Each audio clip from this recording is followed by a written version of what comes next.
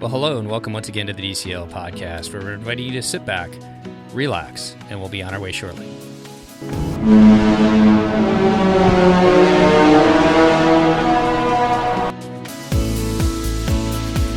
Well, welcome back to the DCL podcast, your podcast to help you cruise a little smarter. And I'd like to welcome back to the show. She's living her best life down in Burbank. How you doing today, Chris?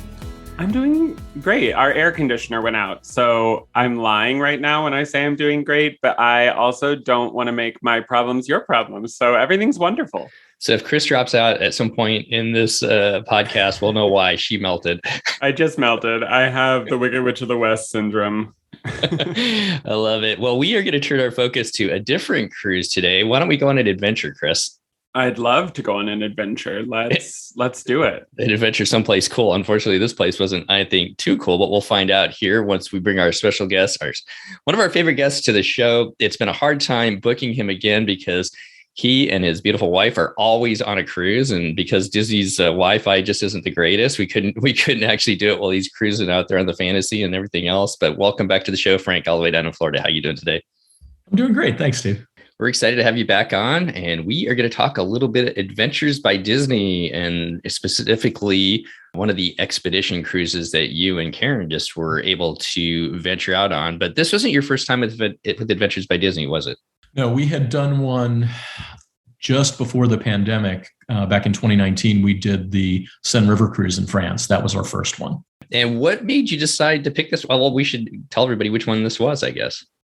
So this was the Galapagos Expedition Cruise, which has been Karen's bucket list trip for years. She's very big on wildlife and seeing all sorts of interesting animals, birds, fish, and has always wanted to go there. So we looked at it and looked at what Disney was doing and really enjoyed our first ABD. So we decided to book this one. And I know somebody else who likes animals and all types of, I think there's like even some dragons down there, Chris. Yep, there are dragons and giant tortoises that sort of look like dragons, right? Were you able to see them? Oh, yeah, absolutely. So I have to be like fully transparent, and we've been recording a lot lately, and I forgot what this episode was about, and now I'm so excited because I have always wanted to go to the Galapagos Islands, and my kiddo is like learning about origin of species and Darwin and stuff in science class, and one of his favorite facts is that Darwin wrote Origin of Species based off of the Galapagos, and he talks about that all the time. So this is definitely a bucket list type of cruise, and I can't wait to hear about it. Or expedition, let's call it, not a cruise. A little of both. I won't give away what you do, but I know you work in kind of the medical field, Frank. Is Darwin, was that something that you read back in the days, back in college and everything like that, or the origin of species? Or... Yeah, I think I don't know that we ever actually read the book, but a lot of the principles are still taught in basic biology classes and those sorts of things. I was a biology major too, so I don't remember actually reading it, but the other one was like something about the beagle. He had like 2 books, right? I can't even remember. Well, the beagle was the boat. The boat, okay. HMS Beagle, I believe. I guess I probably need to go back and dust off those books again and touch up on it. Well, let's kind of turn to this. So Adventures by Disney started expedition cruises, I think, in the Galapagos ones were the first ones that went, or was it the Antarctic ones? Do you remember? I think both of those came out at pretty much the same time. Those are the 2 I remember seeing. Okay.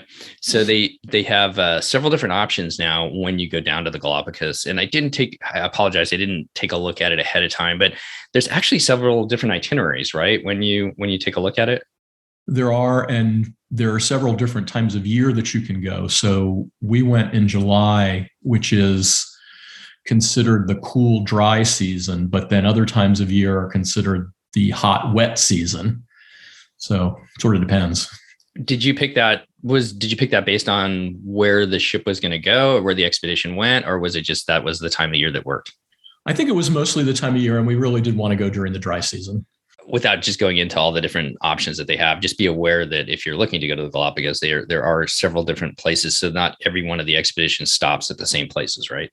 Right. Okay. Well, this started, I believe, in Quito. Is that where you guys went down to? Right. So with ABD, basically you have to get to whatever airport it is that they are starting the trip out from. So we got our flight down to Quito, and when we arrived there, we were met by the ABD representatives, and then from there on, they just escort you everywhere. And what type of stuff did they prepare you with ahead of time? I know Adventures by Disney sends you this like really cool box with some cool swag kind of stuff. But going on a trip like this where you're going to be on and off the ship, I know that there's possibly kayaking and snorkeling involved and different weather patterns possibly. What did they provide you with, and what did you have to do ahead of time? So they send you a pretty detailed itinerary that sort of goes through day by day the kinds of things that you're going to be doing, the kind of activities. They also send you always get some sort of Adventures by Disney bag. This one was a waterproof backpack. And we also got luggage tags and things like that.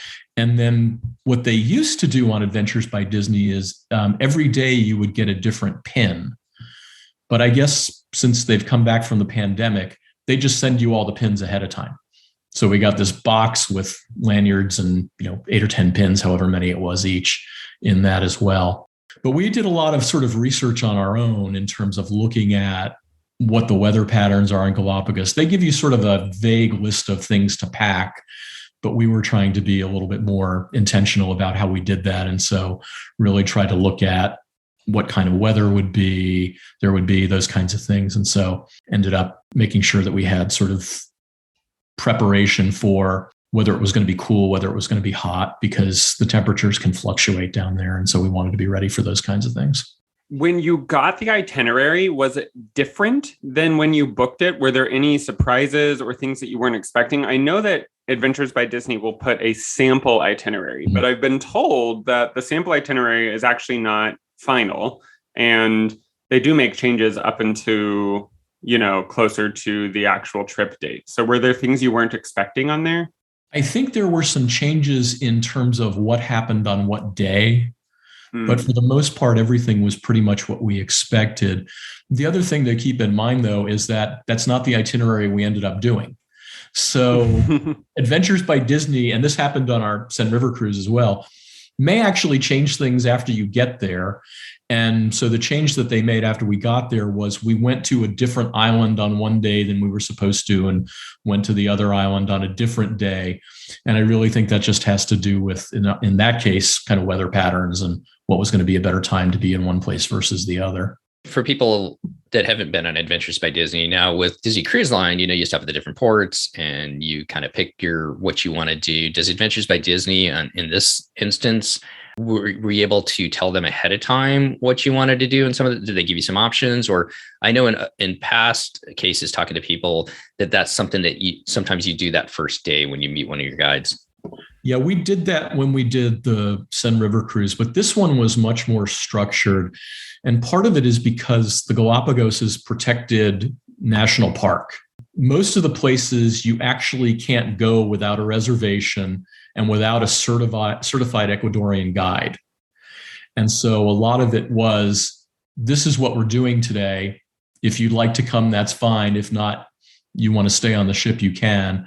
And then sometimes there were options. So this is where we're going. It's a beach. If you want to just sit on the beach, that's fine. If you want to snorkel, that's fine. Some of us are going to take a hike to see some other things. And if you'd like to do that, that's fine too. So I know for the land adventures, generally it runs between, I think, 20 to 40 people. The river cruises are much bigger. How many people were on this expedition with you? This one, I think, was about 80 or 90 people.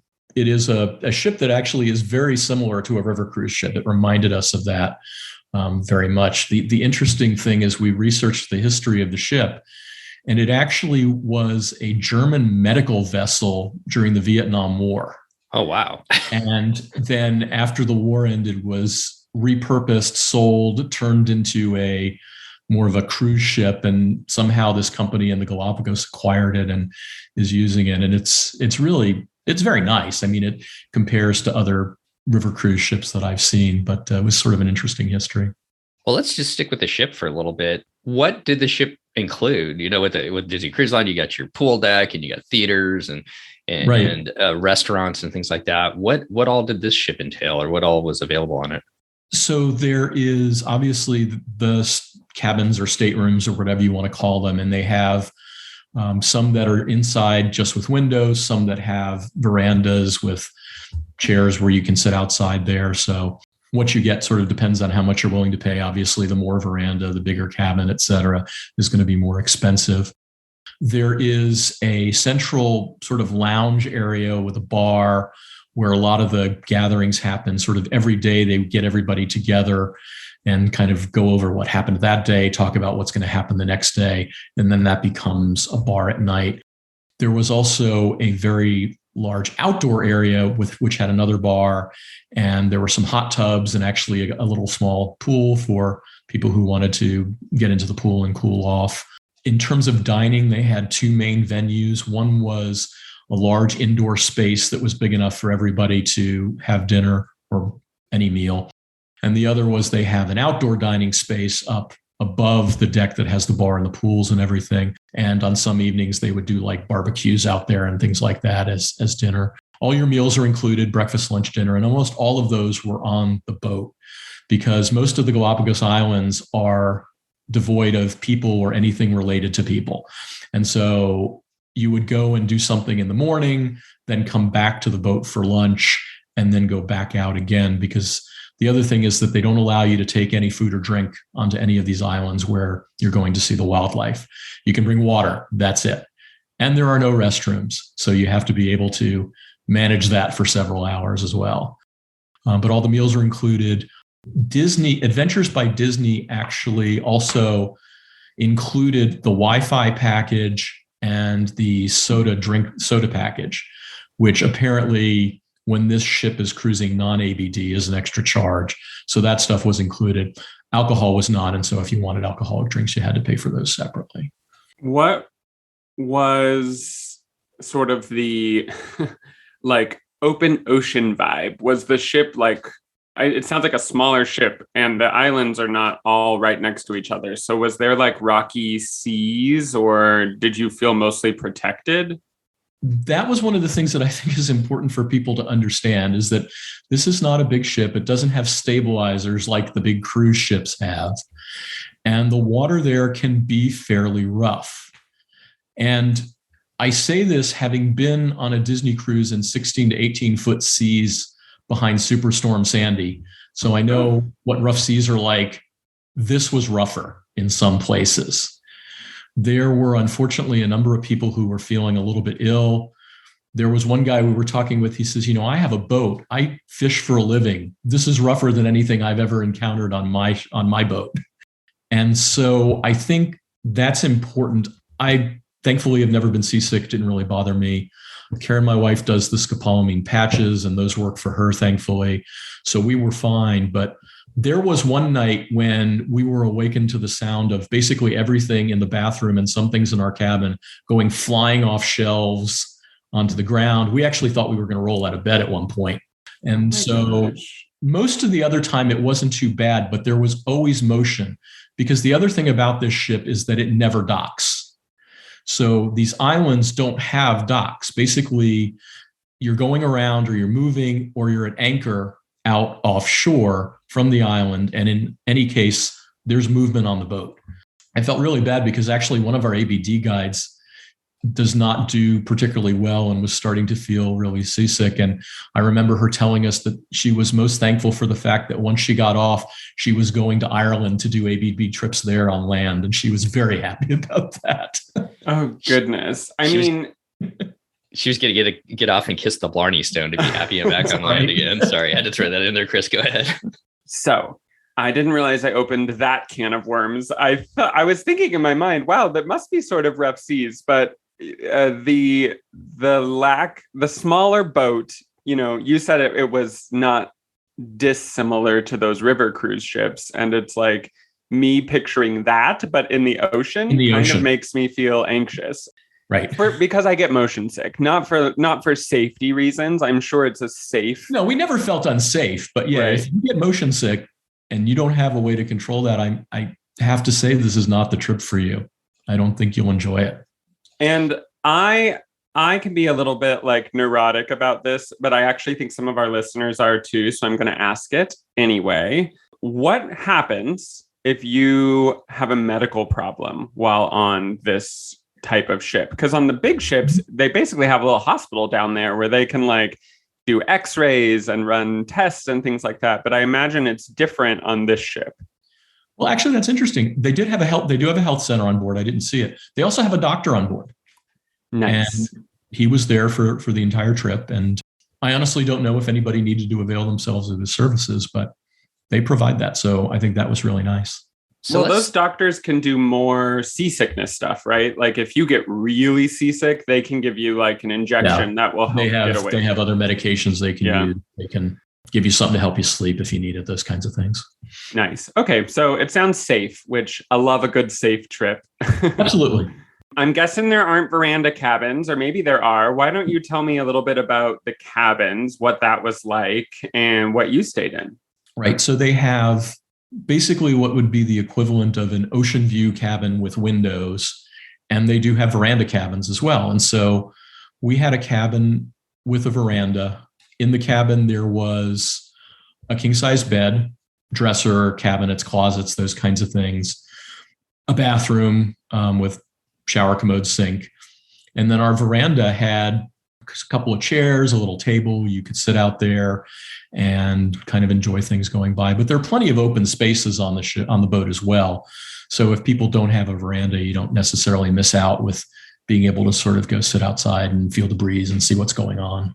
One thing I didn't hear you mention inside of the cabin is a seating area. Is there not like a couch type of seating area in the cabin, or it's smaller? No, there was one sort of chair it's not even a reclining chair or anything like that. It was just basically sort of a comfortable upholstered chair that you could sit in. And there was an ottoman with that, but no couch or anything else. Right. So these rooms are basically, would you say maybe half the size of a cruise ship room, or maybe 2/3 the size? Probably about 2/3, but the veranda was probably at least twice as large. Nice. That was good sized. So let's keep rolling with just the ship stuff before we talk about your experiences, which we really want to get to. We had Jennifer on before, Jen down in Texas. She and her family did the Galapagos, but with a different outfit. And I think her kids, I'm trying to remember, I want to say that like they were like young teens.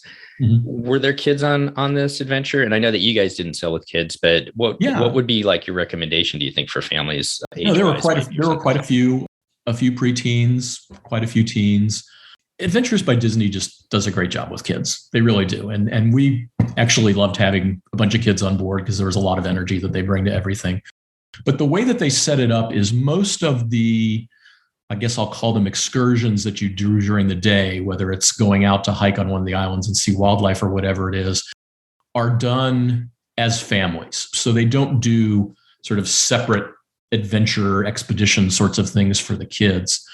What they actually do is they divide all the passengers into groups. And so there were 7 groups. Each of them had probably between 8 and 12 people in a group. And that was your group of people that you did stuff with. And so our group ended up being us and 3 other couples. Other groups had lots more kids in them. There were some grandparents that had come along. And the reason that they do the smaller groups is, again, the ship can't dock. So the only way to get to these islands is by what they call a panga boat, which is essentially an inflatable that holds 10 or 12 people plus your stuff. And so they would go group by group and transport you over to the islands. But they did some other things for the kids as well. So when it was time for meals, the kids had sort of their own tables. They had their own sort of more kid-friendly buffet for the most part. They could choose to sit with their parents, but most of the time the kids all just decided they wanted to sit together. And then it seemed like they were always doing stuff in the evenings. They were just sort of tearing around the ship and doing all sorts of whatever they were doing that we just sort of watched and enjoyed and didn't really participate much in while we were just sitting having a drink quietly or something. So they do try to keep the kids involved and do stuff with them. And I know some of the adventure guides did some different things with the kids, like they did a movie night with popcorn and some other things like that.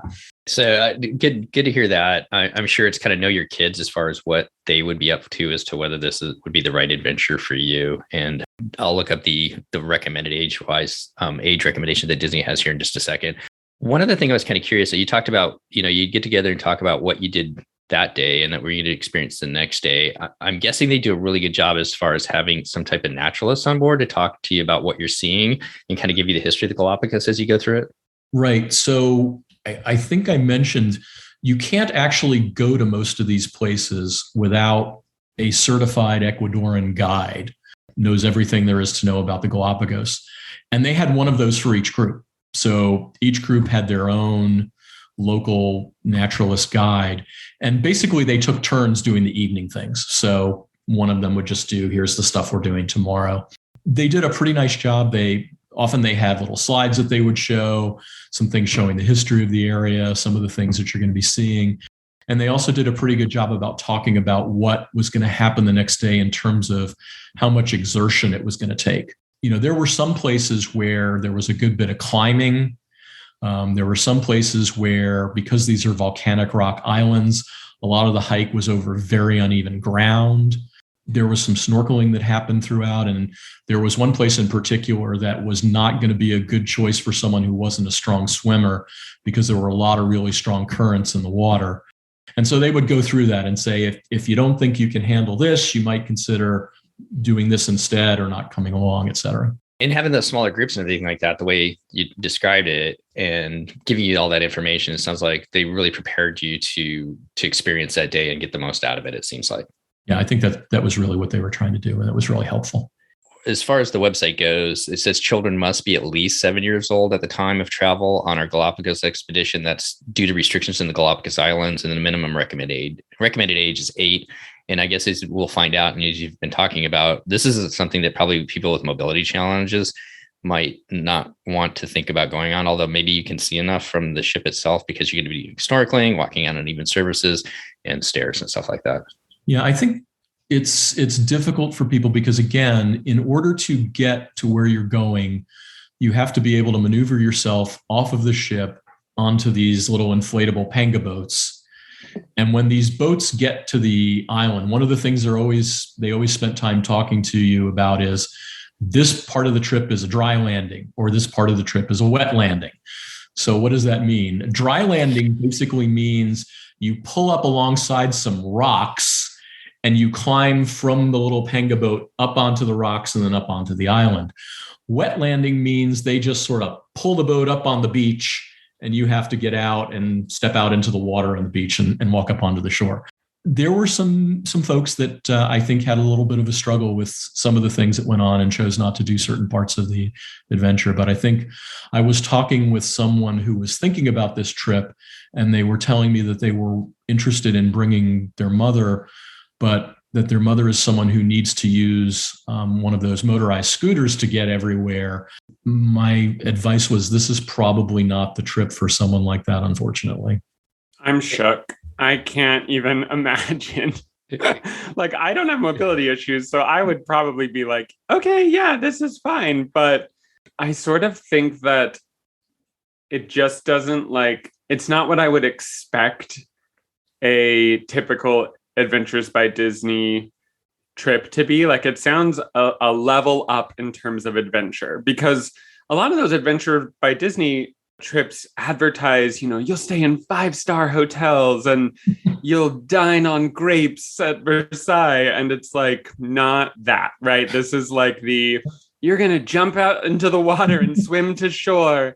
Right. This is an active adventure. Yeah. You're going to walk several miles a day, which honestly is probably some people's jam, but it's definitely a good thing to note if you are wondering, is this for you?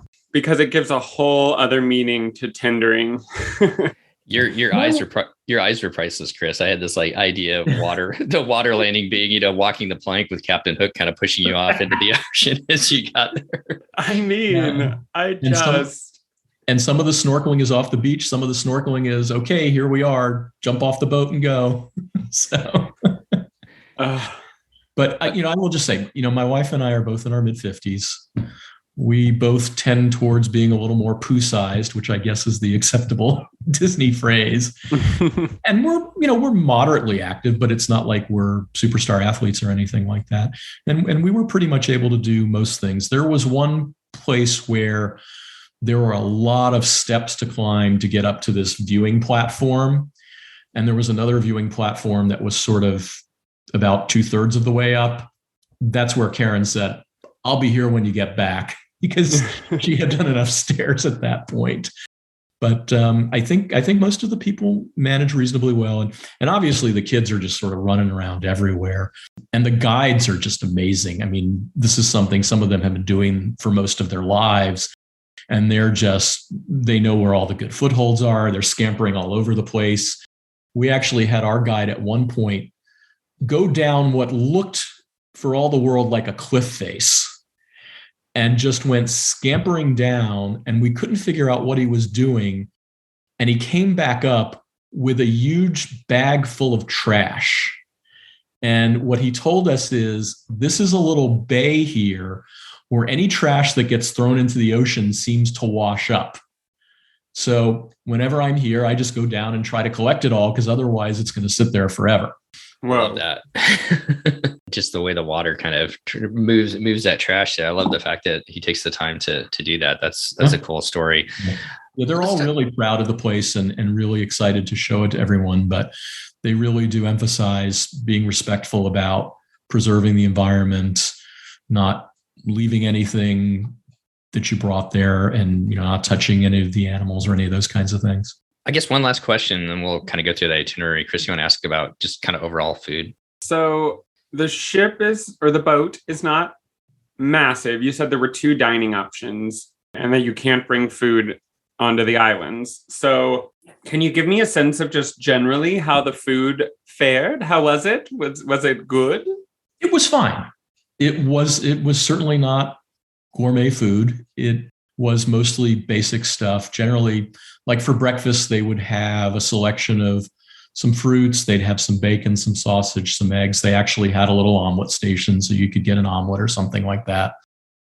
Lunch and dinner was usually several entree choices, usually something fish, something chicken, something beef, fairly basic kinds of things in terms of salads, soups, desserts. There were a couple of times that they did some sort of special things. So like one day they had a celebration of Ecuadorian food, which was actually probably the best stuff we had on the cruise, maybe because that's something that they're sort of proud of preparing. There were also a couple of times where they did a barbecue up on the outside deck, where they would barbecue steaks and fresh fish and burgers and stuff for the kids and that sort of thing. There was always plenty of food. And then there was also a 24-hour coffee tea station that also had like little snacks and things like Oreos and other kinds of crackers and things like that, granola bars that you could just pick up and sort of have with you whenever you wanted them. And then there were a couple of places where we actually did have meals on the islands. A couple of the islands are inhabited. And at one of them, we actually went to a place that was a little farm and had some food there. So that was occasionally an option as well. But pretty much all the other meals were on the boat. Wait, important question. Is all of the food and coffee and drinks included? Yes. The only thing that's not included is alcohol. That's pretty standard for Disney. And then just so that I can be appeased, how would it compare to Disney Cruise Line food? About the same? Probably maybe a half notch down. Okay. Well, it was fine if I'm being honest about it. It's probably better than what Darwin was eating. No doubt. What did they have back then? Like salt pork. Darwin was eating like salted deer.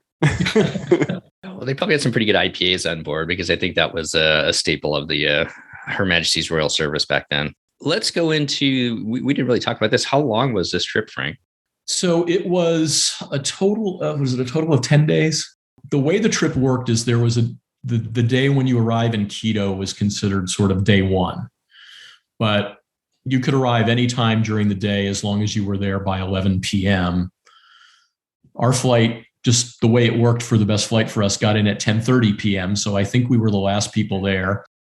I sort of felt bad for the ABD guide, because it looked like he was just staying up for us, but They were all really pleasant and very helpful. And when we got there, again, they met us at the airport. They took us over to the hotel. The one thing we had to do at the hotel that we actually didn't find out about until a couple of weeks before is we had to COVID test. And that was a requirement of the Ecuadorian government. Sadly, I am aware of at least one family that did not get to come on the trip because they tested positive when they arrived in Quito and then had to quarantine there.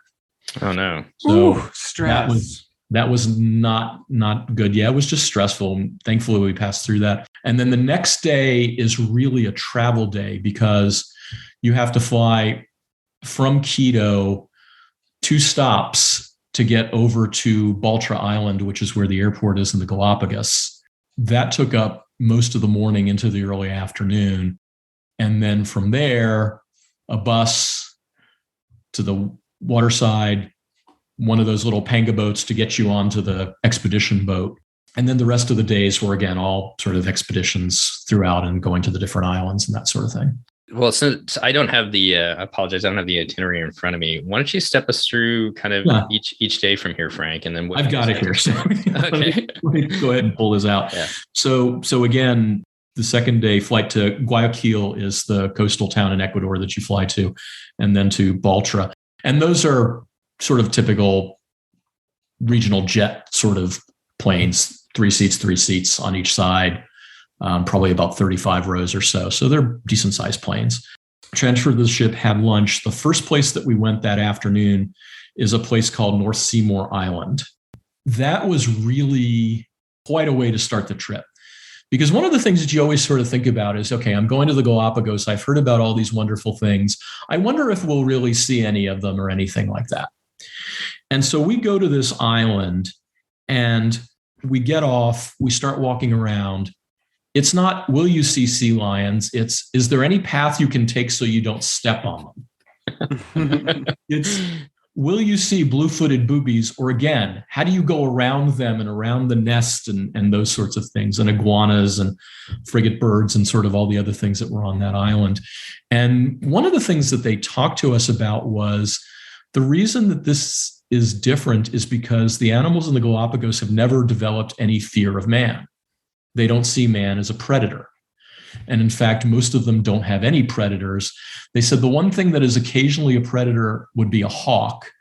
And so they asked us to be very careful not to sort of swoop down from above on any sort of animal. And they also ban selfie sticks because they say anything that you sort of hold up like that might be misinterpreted as a hawk or some sort of predator trying to go after them. But the animals, the birds, they don't care. You just sort of walk right by them. You can stand right next to them and stare at them, and they just pretty much ignore you.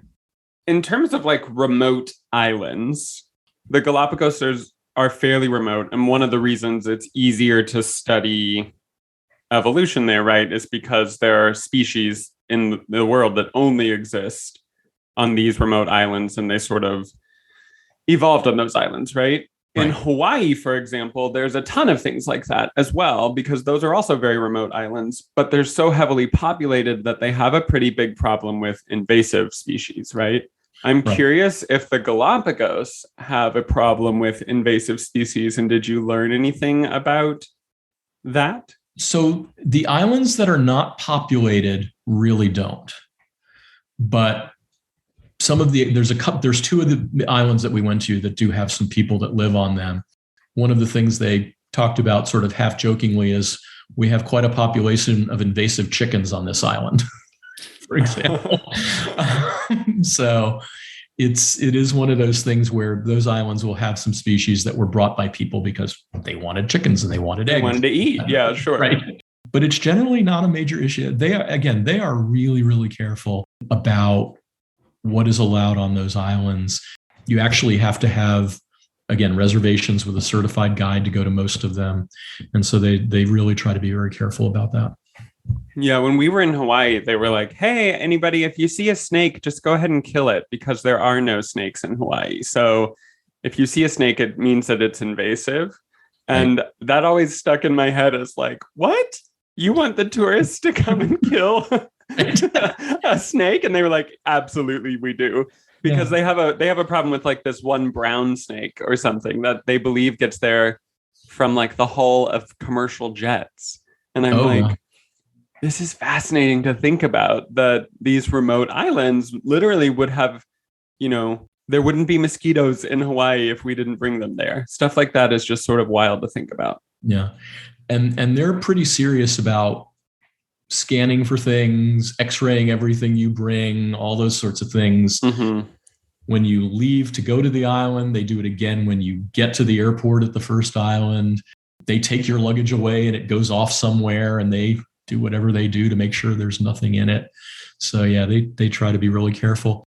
The other thing they're really careful about is shoes. And they will, when you go to one of the Galapagos Islands, when you get back, the first thing you stop at is the washing station. And they thoroughly wash everything off your shoes so that it doesn't transfer from whatever island you were just on onto the boat and then onto one of the other islands. Right. That's fascinating. Was the first day you got on the boat, you went and saw some animals, and then you left that island to go to another island? Right. So at the end of, and the other thing is basically you have to do everything during daylight hours. So being pretty close to the equator, it's pretty much 12-hour days year round. Yeah. So once we were done that evening with seeing all the things we were going to see on that island, we went back to the boat for dinner, and the boat generally would move around during the night and would go to wherever the next spot was and then anchor off there to be ready for the next day's adventures. So from North Seymour Island, and where'd you go next? So the next island was San Cristobal that we went to. The first excitement of the morning is even before breakfast, there was a pod of orcas off the side of the boat. Oh, wow. So wild. Got to see those. Weren't expecting that at all. And then the first place we went was on San Cristobal was a place called Pitt Point, which was where we did some snorkeling. We saw lots of fish, sea lions, saw sea turtle. Again, this stuff is just close up. The sea lions actually want to play with you. They warned us about this. It's not, you may not get very close to be able to see the sea lions. It's, they are going to come up and try and touch you. Please try to avoid them if you can. So, there was that. And then we went back to the boat for lunch. And then in the afternoon, we did a beach walk and went around and we saw, I have my little list here, sea lions, iguanas, the blue-footed boobies, pelicans, sea turtles, all kinds of birds, all sorts of other kinds of wildlife there. You sent some pictures, and I can't totally find them, Frank, so I might need you to send them back to me. But I've got one of the blue-footed booby, and it looks so close. Were the animals, are they used to people coming, I guess, or just not afraid of you as much? Yeah, they're just pretty close. I guess they're used to it. They don't see us as predators. They pretty much just ignore people. Okay. And again, we had Karen's the photographer in the family, and she brought 2 different cameras and bought some of her like super duper zoom lenses. But for the most part, it's like they were right there, and you were more worried about stepping on them than you were not being able to see them. And trying to stay away from knocking into you in the water when they want to play with you. Right. So Adventures by Disney normally takes a ton of pictures on their expeditions or their regular trips. Is that something that they did for this too? Would you even need to bring a camera? Or well, I think so, because I think we ended up with a good mix between the pictures that we took and the pictures Adventure by Disney took, because the pictures that we took were mostly of the wildlife and the scenery. The pictures that Adventures by Disney took were mostly of people. So the nice thing is we didn't have to worry about giving our camera to somebody to take a picture of us here. Uh-huh. The ABD folks were doing all of that stuff, but they weren't taking a lot of pictures of again, the wildlife, scenery, all that stuff. So it was good that we had done that. Good point there, because I really don't need a bunch of pictures of Chris if Chris and I went. I'd really want to get some, sea lion pictures. Definitely. I definitely wouldn't want pictures of you either. Brother, sisterly love on the podcast. Yeah, I'll let the 2 of you work that out. I'm just over here Googling blue-footed booby. They're cool looking. Yeah, they're beautiful. And we'll make sure that we put them in the Facebook. Yeah, and they are. And of course, one of the favorite things for preteens, teenagers, and some adults too, was just saying booby over and over again. Yeah. And then in the airport and some of the more populated places, they sell all sorts of merchandise that uses the word booby in ways that are probably inappropriate, but they say, no, that's just the bird. I'm looking at like the different animals that you could spot in the Galapagos, and all of them are like common animals that just have the name Galapagos tagged on to the front or end of them, which really is just a testament to the fact that because they evolved on these little islands, they're different enough from their cousins Right. that they're unique to the Galapagos. I think one of the most famous is the marine iguanas, the iguanas that swim in the ocean and also on land. Was there a specific stop where you saw those, or are they sort of all over the islands? They were on a couple of different islands where we saw them. And sea lions were on a few different islands. The boobies were on a few different islands. There were some of the other animals that were really only in particular places. Like we only saw nesting frigate birds in one of the islands that we were on. But yeah, I think they sort of move around. The other thing is that there's one island in particular that has the giant Galapagos tortoises. Right. And then there are other islands that have the sea tortoises, and they're in more places because they can swim from one place to another. And there's also a species of green sea turtle that's unique to the islands, which is pretty cool. Yep. Okay, so St. Cristobal, did you stay 2 nights there? Yeah, so we stayed overnight there, and then the next day, San Cristobal has a turtle breeding center on the island.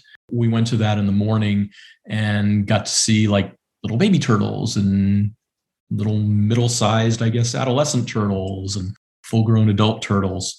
And then that's the day that we also went to the local farm and had lunch, and then did a little bit of a hike in the afternoon. And then there is a small town on the island, and at the end of the day, they just sort of said, we're going to drop you off in town. We'll run the panga boats until it gets dark. If you want to stay here and do some shopping and that sort of stuff, then you could go ahead and do that and get your little Galapagos souvenirs.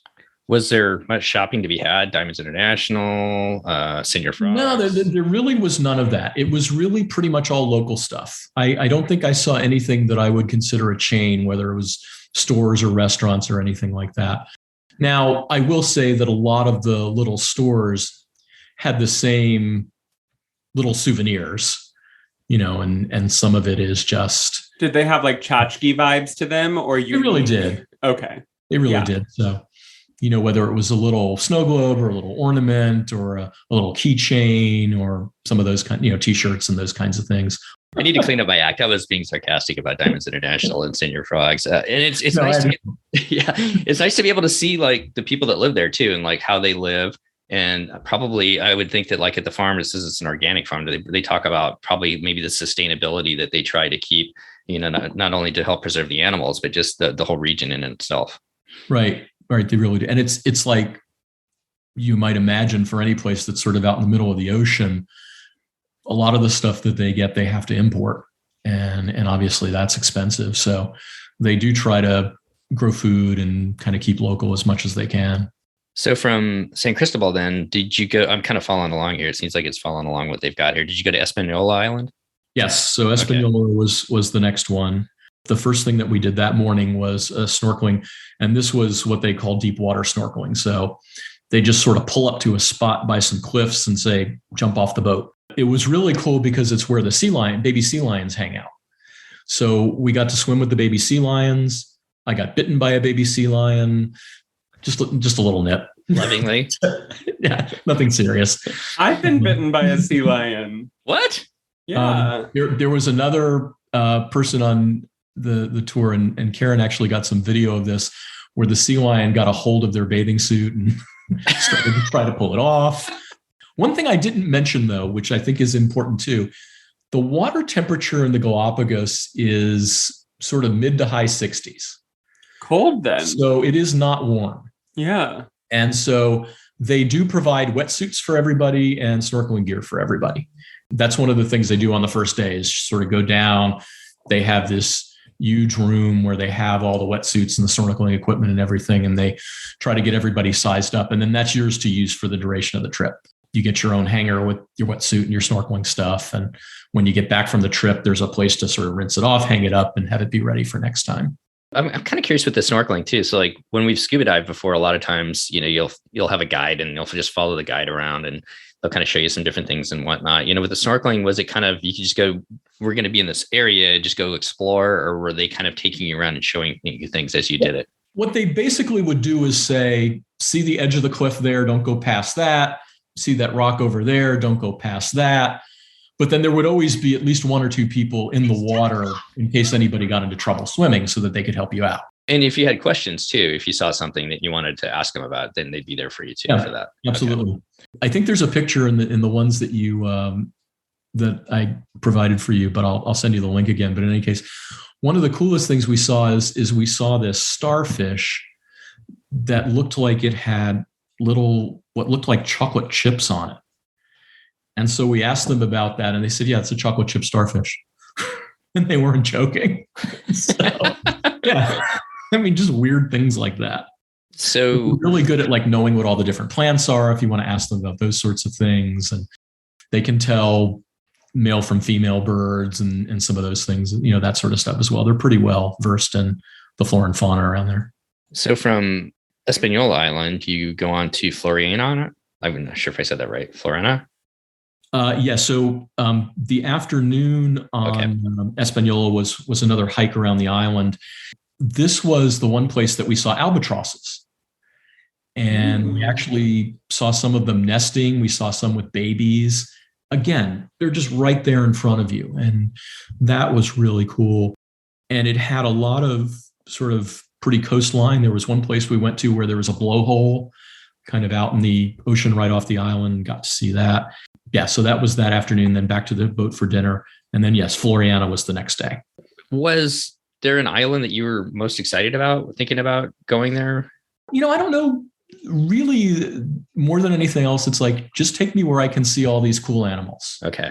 And to be honest with you, if I didn't have it written down here, I don't think I would remember the name of some of the islands or which ones we'd been to. I could tell you if I looked at a map, yeah, we went to those places. But I think it was really just the opportunity to see different things. Floriana was interesting because that's where the post office is. The original Galapagos post office, it's basically a little shack with a box on a stick. Wow. And what they do is the night before, they give you some postcards. And they say, address these postcards to people that you might want to send a postcard from the Galapagos, and then stick them in the box. And then when we got there, what they did was have everybody go through all the postcards in the box. And if there was something addressed to someone that was where you live, they said, please take it with you. And if you're willing, deliver it to those people. Apparently, there are some people who will get like a postcard from their friend that went to the Galapagos 5 years ago, because that's when somebody from that place was actually there and decided to take the postcard back to them. That's a cool story. Yeah, I thought it was. Did you find anybody that lived near you, or did you find anything? No, we didn't. We looked, but there was nobody even remotely close. But some people did. And it's not just the United States, it's international. So there were postcards from Germany and England and sort of all kinds of other places as well. That post office is just like a 2-minute walk from a beach where we did some snorkeling, and we saw Galapagos penguins in the water, which was really cool. Also saw a baby shark and a bunch of turtles. Are sharks pretty prevalent down there? Apparently there's not too many of them, and they don't consider them dangerous. I don't remember what type of sharks they were, but I don't think they considered them attack sharks of any sort. Which is interesting because you said there are not really any predators. And the place where I have swam with sea lions is the Channel Islands here off the coast of California. But we have great whites a lot. And the Channel Islands have them quite a bit. I would say that the seals and sea lions were still fearful. Maybe not of us, like they were curious of us, but they're like looking every which way to make sure that there is not a great white coming up to eat them. No, I imagine so. And that was one of the things we asked them about, because Galapagos penguins are pretty small. We were sort of wondering, well, would the sea lion eat a penguin? They said, no, they just eat fish. I bet the orcas eat sea lions and penguins. Now they might. My understanding is that those are just sort of migratory pods, and they're not necessarily year-round residents. So I would assume hopefully the other creatures sort of know to avoid them when they see them. What's funny is in the description here, it says, follow your hike with a refreshing dip in the turquoise waters where you'll snorkel and get a good look at the area's marine life. You may even have a shark sighting. Yep. So they know that. That's where they hang out. in the afternoon, they took us to another snorkeling place where you had to go from the boat. And just the name of it will probably tell you the sort of place it was like. It's called the Devil's Crown. Ooh. And it is basically sort of circular rock. It is surrounded by probably the roughest current I've ever tried to swim or snorkel in. Stress. So they tell you this up front. They tell you this is good, this is rough. If you're not a strong swimmer, don't come here. And this is one where we did actually go as a group with the guides in front and behind. But they get you to swim around through this sort of narrow opening into what's the Devil's Crown, where the water is calmer because you're sort of inside this protected area. Just saw lots of fish and saw another shark there as well. So that was pretty cool. Is there coral along the bottom too there? Or what's the bottom of the ocean like there? There's some, but it's mostly rock and sand. Okay. Yeah, it seems too cold. Honestly, it sounds a lot like the Channel Islands in terms of water temperature and depth. Mm-hmm. Like, I bet one of the reasons it's so cold is just where it's located on that Pacific current. It just has colder water flowing into it from the Arctic. Right. And again, there is a warmer season, which I think is more what is our winter time. And they said, yeah, the water temperature will get up maybe into the low 70s then. So still not like it is here on the East Coast where we are in Florida, where you've got, bath water off the coast in the summer. Also, I've heard that there are flamingo, a species of flamingo in the islands. Did you see any? There are. And so that was the next thing that afternoon is we did a beach walk at a place called Punta Cormorant. We did see 3 flamingos. Apparently, it's one of the hardest birds to spot in the Galapagos. Yeah, and they were far away, and we didn't get a great, this is one that wasn't up close, but yes, they are there. We also saw rays. There was a beach where the rays sort of swam in and out, which reminds me of, I remember seeing that on the Big Island of Hawaii when we were there. There were places where the rays sort of swam in and out. Have you told us yet how big these islands are? Like, are they square mileage pretty small? Some of them are smaller, some of them are bigger. I honestly couldn't tell you what the area of the islands are. I mean, you could easily walk from one end to the other of most of the islands, right? Within a few hours at the most, I think. But there are a couple that are fairly good sized, so sort of different ecosystems in different places. So if I'm doing my math right, you've got one more stop after this one? We do. That's Santa Cruz. Looking at this, it says you stop at possibly the Charles Darwin Research Station. What was that like? Right. So we went to the Charles Darwin Research Station, which was closed. Oh. But it had a lot of neat stuff outside. You can get your picture taken with Darwin, or at least with the Darwin statue. With an actor who's playing Darwin. Right. They have some of those, they have like the cardboard stand-ups with the cutout that you can stick your head in, and you can be, the ship captain or Darwin or something like that with those. And they had a few little outdoor displays, but that was unfortunately closed. But then after that, they took us to a special needs school. So they actually have in the Galapagos a school on Santa Cruz Island for kids with special needs. And that was really neat because one of the things that those kids do is they do artwork. And in fact, they were telling us that some of them go on to be able to open their own little shop and sell their artwork and things like that later on down the road. But we had the opportunity to sort of see some of them doing that, to buy some little souvenirs. Like I bought a bunch of little Galapagos keychains that some of the kids had made. There was some other stuff that they did. So that was kind of nice. And then we went to a coffee farm. So there actually is a coffee farm there. So they took us up there. They went through, showed us where they grow the coffee, how they harvest it, the way that they roast it. And they had a guy there that was doing sort of the old fashioned open fire, big pan, roasting the coffee beans. I think that was more for demonstration than for how they actually process their coffee. But we got some samples and we got to buy some. So I got to buy a few bags and bring it home. And I shared some with some of the folks that I work with. And they immediately said, why didn't you bring more? So it was, it's really good stuff, I got to say. And then in the afternoon, we went to the ranch where they have the Galapagos land tortoises. And again, it's one of those things where you sort of get out. And one of the things that they do when you get there is they give you boots because it's kind of muddy and kind of full of turtle droppings and things like that. You can just sort of wander around and the turtles are just right there and they're huge and you just sort of walk among them and you can sort of see them. And kind of native environment. There are quite a few Galapagos turtles at like zoological institutes around the US. Mm-hmm. And I think part of that is, right, like a preservation program to try to increase the study of them without having to study them in the Galapagos. But I bet it's really special to see them in their natural habitat. Yeah, it really is. I want to touch on the people just real quick. We had an opportunity, Anawik and I went to an eco lodge out in the Amazon in Ecuador down there. So we flew into Quito, spent a night there and went out there. And one of the things we got to do one day was visit one of the local villages. And it was mostly indigenous people. Who inhabits the islands? Is it indigenous people mostly, or is it, do you know? They are mostly Ecuadorians. Okay. There are some indigenous people. There are some folks who've moved there from the mainland. We were talking to our particular naturalist guide in our group, and he grew up there. He was born there, grew up on the island. They're basically full citizens of Ecuador. So once they get through school, they can go over to Ecuador if they want to go to university and do some things. We were talking about the different professions that they have, and they say they're really controlled in who can move there, who can live there. It has to be something that they need. So, for example, there are fishermen in Galapagos, but there's only a very limited number of people that can get a license to be fishermen. There are architects and construction people there. And again, they sort of try to limit the number of folks who do that to what they need.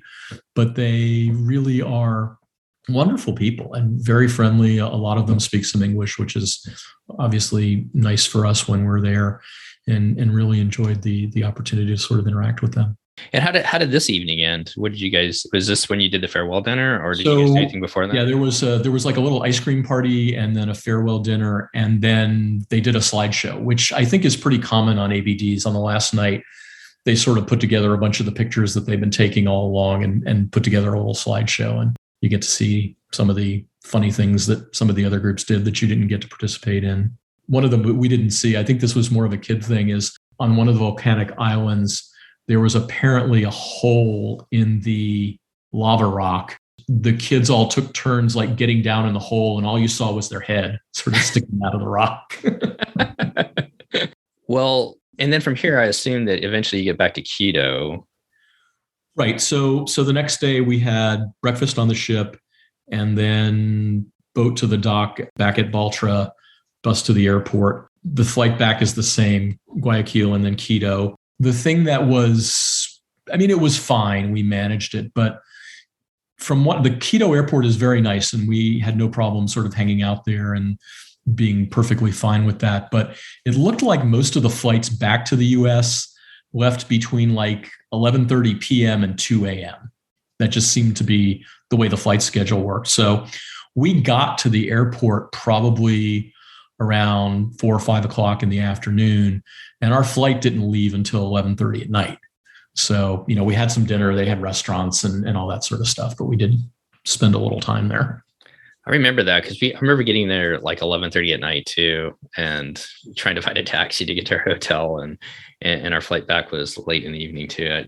It's just must be just the way the time works as far as getting the planes down there and back. The other thing about Quito, just for people to know if they're going to spend some time there, is that it is at 10,000 feet. So if you have any sort of respiratory issues, climbing up a flight of stairs may wear you out. You can get acclimated to that, but in the course of a short trip, that's not going to happen. And so, just for folks, it didn't bother us. But again, we weren't doing anything super exertional while we were in Quito. I meant to talk about that too, because it is pretty high. It's like Mexico City. It's like way up there. So yeah. I think it's higher than Mexico City. Well, before we finish up, Frank, just a couple more questions. Was there anything that we didn't talk about that you had written down or that we missed? No, I think we talked about most of the stuff. Just again, because this is one of those things that people always want to know about. I did mention that they included a Wi-Fi package. It is probably not even dial-up speed.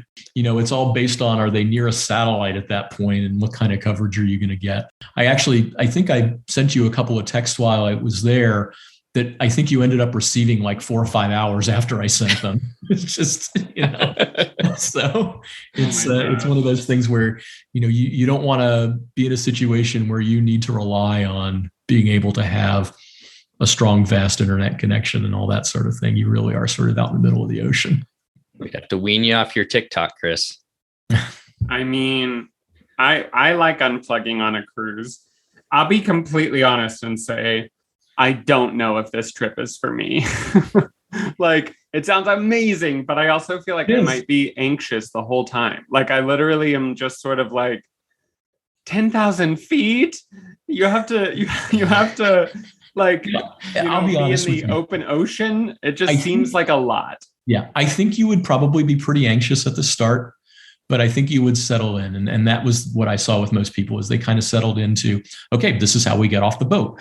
We climb down into this little inflatable raft. And, they're really good about, if you need somebody to have each one of your arms and help you up and down, they will do that.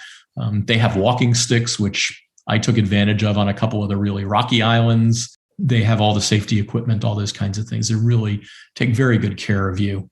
And so I think the real issue is for someone with significant mobility challenges, it may be difficult because you pretty much don't go any place that you can roll. You've got to be able to walk. If you're not at least at that point, then it becomes very difficult. I don't know if you already said this, but was every single person on the boat Adventures by Disney? Yes. So this is a Galapagos expedition ship that does year-round trips. But Adventures by Disney basically rents the whole thing out for several trips during the year that are going to be their expeditions. Okay. I guess the way to finish it up is any tips, any advice that you would give somebody that's going on one of these expedition trips in the future, Frank, or thinking about it? Yeah, I think you really have to sort of look at yourselves, look at your family, think about what kinds of things you all are interested in. This is really a trip for people that are interested in a lot of outdoors, are really interested in seeing different wildlife, birds, animals, fish, all those kinds of things, are perfectly happy to have a day where you're just mostly going to be walking around and looking at those sorts of things. So, it's not like some of the Adventures by Disney trips that are like Paris or, the pyramids or some of the other things. But I think if it's something that you are interested in, it's a great trip. And we had a fabulous time. I mean, it was really just so much fun to see all those things.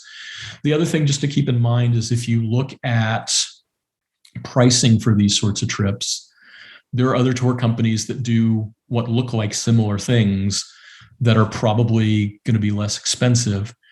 And if that's a consideration, that's fine. That's obviously something that you have to sort of calculate into what you want to do. Some people think paying a little more for the Adventures by Disney stuff is worth it. I've done tours with other tour companies, and the level of service with a lot of them just is not the same. You go to all the places, you see most of the same things. But Adventures by Disney is basically, once you get there, you don't have to worry about anything if you don't want to, because they just sort of pick you up at the airport, and then everything else, they've got your back. They've got it planned. If something goes wrong, they take care of it. So it really is, I think, nice for that. And then I also think if you have kids, obviously the Disney folks really know how to do things right with kids and families. If anybody's interested, they have dates available starting this December through December 2023, several different options there. They also have an escape you can do 3 to 4 nights on a riverboat in the Amazon that you can tack on as well if you want to. When we were there and did the Eco Lodge, I think everybody except for us that was at the lodge, we had either gone to the Galapagos or it's going to the Galapagos. And I wish now, hindsight being 2020, that we had gone. We thought we were going to see a lot of animals in the Amazon, and that really wasn't true. We saw a lot of birds. The animals are really hard to see. So being able to see all that you were able to see, sailing through the islands, I think is pretty amazing. Yeah, we had a few people on the cruise that had done the Amazon prior, and they settled a lot of what you said in terms of what they saw. The other thing they said, though, is that it was miserably hot and they got eaten alive by mosquitoes. I don't remember those mosquitoes, but I remember we had mosquito netting over our beds that we had to sleep in. But what was super cool is we got to see river dolphins. They're the only freshwater dolphins, I think, in the world. And they don't have eyes because the water's so dirty and everything like that. So they use sonar. And they would come up kind of like the sea lions, like you said. They come up next to the little boats that we were in, and you could pet them and everything. Oh, that's neat. Maybe you weren't supposed to, but but they were kind of playful too. Right. Well, Frank, thank you so much for coming on and sharing your guys' experience on this expedition. I would love to do this. This is something that's a huge bucket list for our family. I don't know when we'll do it or if we'll ever do it, but I do appreciate being able to live it through your guys' eyes. As always, I love coming on and chatting with you guys about the various stuff that we get to do, and just appreciate the chance to talk about it. And hopefully there are some folks out there that will find this useful and have an opportunity to do it themselves.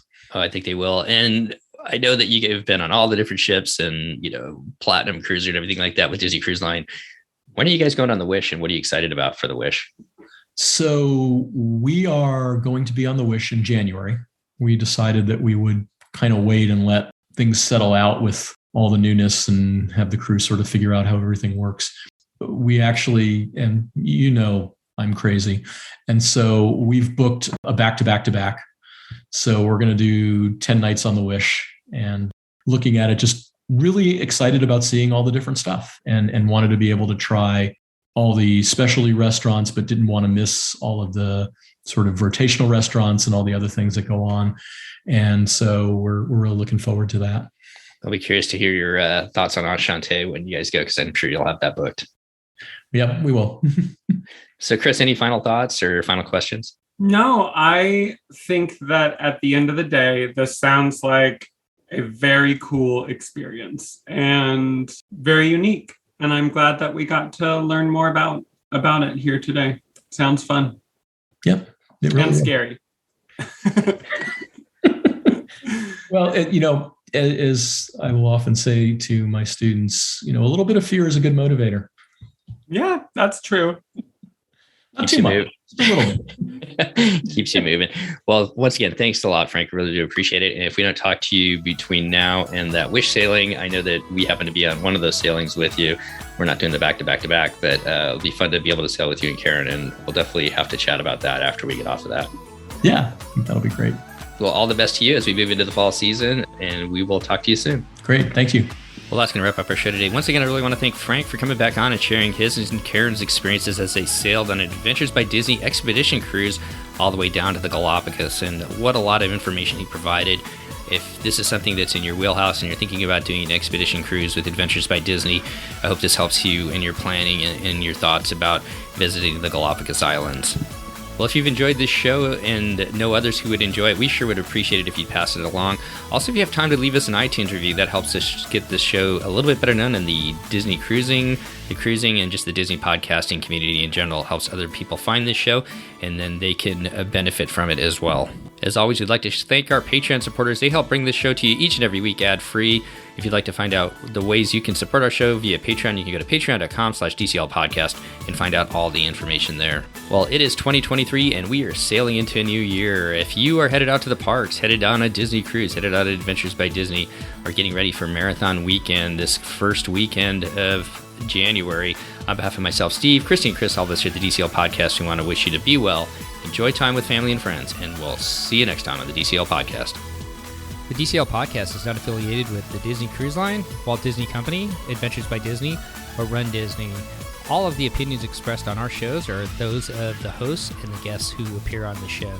If you have any questions about any of these products, please contact the Walt Disney Company.